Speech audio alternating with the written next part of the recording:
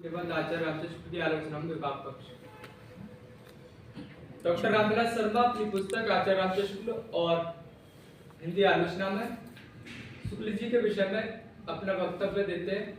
शुक्ल जी ना तो भारत की रूढ़िवाद को स्वीकार करते हैं और ना पश्चिम के व्यक्तिवाद।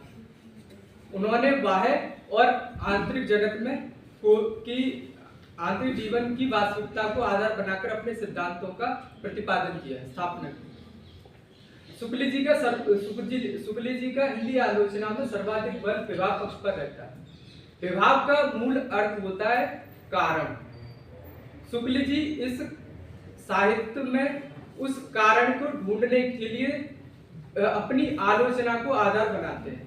शुक्ल जी ने अपने कई आलोचनात्मक निबंध लिखे, जिसमें मुख्यतः चिंतामणि भाग 1, चिंतामणि भाग 2, जिसमें उनके विभिन्न आलोचनात्मक निबंध हमें मिलते हैं, जैसे कि क्रोध क्या, रोजगार से संबंधित क्रोध क्या है, ईर्ष्या क्या है, कविता क्या है इत्यादि उनके बहुत सारे निबंध मिलते हैं। जिसमें और दूसरा उनका रस सिद्धांत पर आधारित रस मीमांसा नाम से पुस्तक भी मिलती है। शुक्ल जी अब विभाग पक्ष पर ध्यान करते हुए अपनी आलोचनाओं को दो भागों में विभाजित होती है, एक सैद्धांतिक पक्ष, दूसरा व्यवहारिक। सैद्धांतिक पक्ष में वह जो हमारे प्राचीन कुछ परंपरागत परंपरा से स्थापित कुछ प्रतिमान थे, उनको वो पुनर्स्थापित करते, जैसे कि रस सिद्धांत, और कुछ पाश्चात्य प्रभाव को ग्रहण करके वो मनोव्यवहारों की पुनर्स्थापना करते हैं।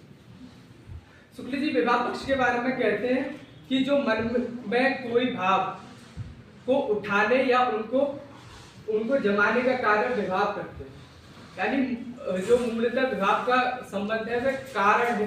कारण जो प्रकृति संबंध दिखाते हैं, वह प्रकृति या जगत के रूपात्मक जगत में ही भाव का कारण ढूंढते हैं।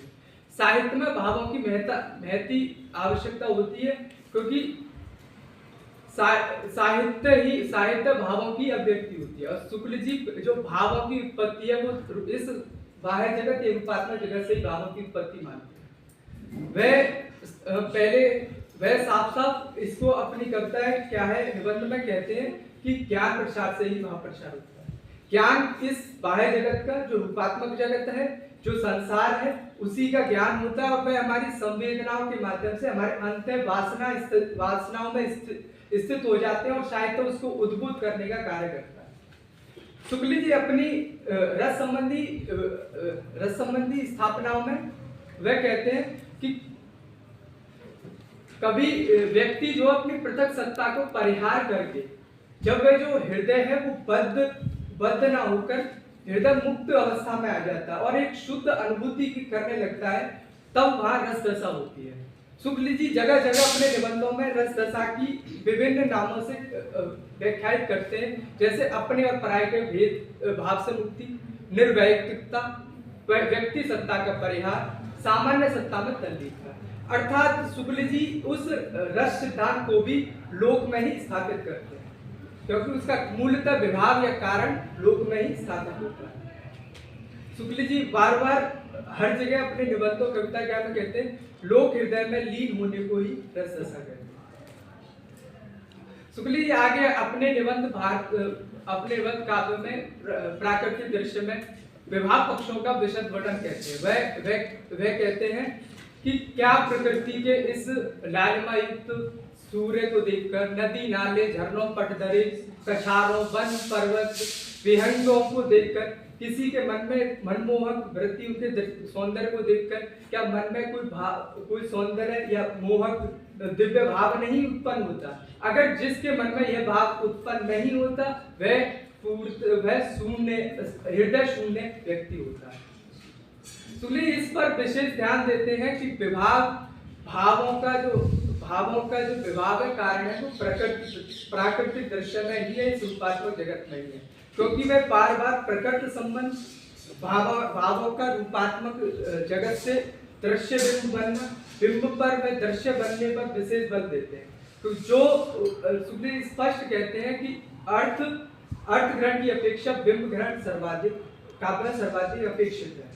बिंब ग्रहण किसका बनेगा? जो दृश्य जगत है, जो रूपात्मक जगत है, और जिसका कारण हमारे साहित्य का मूल कारण या विभाव पक्ष वो इस जगत में ही स्थापित करते हैं।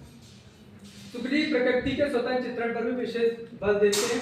वे प्रकृति के उद्दीपक रूप का खंडन करते हैं, जिसके आधार पर रीतिकाल की आलोचना भी करते हैं। जो नायक नायिकाओं के भेद के रूप में ही उनके उद्दीपक रूप में प्रकृति का चित्रण करते हैं। इसका वे बहुत कटु आलोचना करते हैं। शुक्ल जी प्रकृति के विवरण में अपने प्रकृति वर्णन में वो बाह्य रूपात्मक जगत के 3 विधानों का प्रतिपादन करते हैं: प्रत्यक्ष रूप विधान, स्मृत रूप विधान और कल्पित रूप विधान। जिसमें प्रत्यक्ष रूप विधान शुक्ल जी का अपना एक मौलिक उद्भावना है। प्रत्यक्ष रूप विधान जहाँ पहले के आचार्यों ने, भारतीय आचार्यों ने नहीं माना है, उसको सही नहीं माना, लेकिन शुक्ल जी कहते हैं प्रकट रूप विधान या जगत के रूपात्मक जगत में भी साहित्य या काव्य स्थापित हो सकता है, उसमें भी रसलीलता होती है। वे काव्य को विश्व काव्य की संज्ञा देते हैं।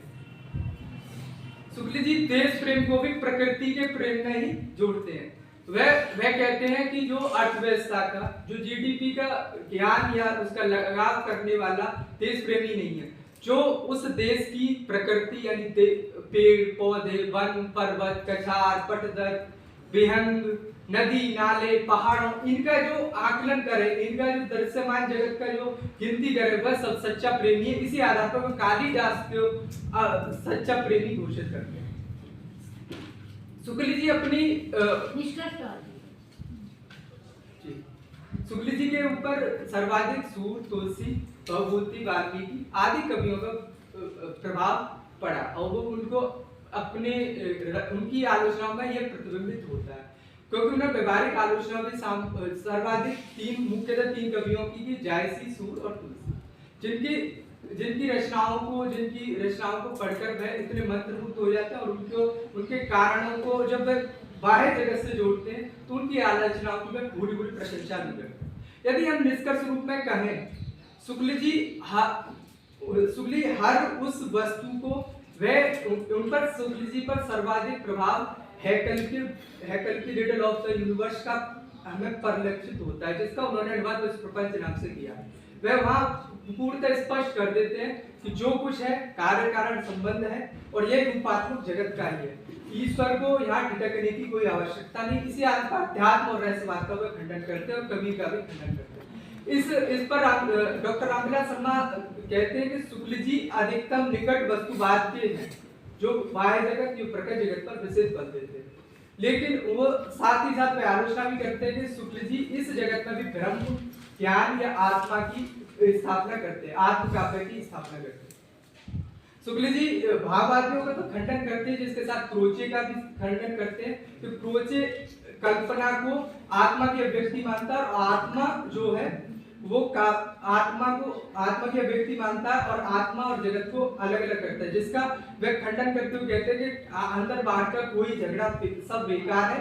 जैसा हंसता खेलता संसार अंदर है, वैसा हंसता खेलता संसार बाहर है। शुक्ल जी रहस्यवाद का भी खंडन करते हैं, क्योंकि रहस्यवाद जो दृश्यात्मक जगत है उसके बिंब न बनने से रहस्य उत्पन्न होता है, वहाँ रहस्य उत्पन्न होता है। इसी कारण वह कबीर की भी जहाँ तक है वो ठीक आलोचना नहीं कर पाते, लेकिन वो कबीर की जो आलोचना करते हैं वो इसी कारण रहस्य भावना के कारण करते हैं।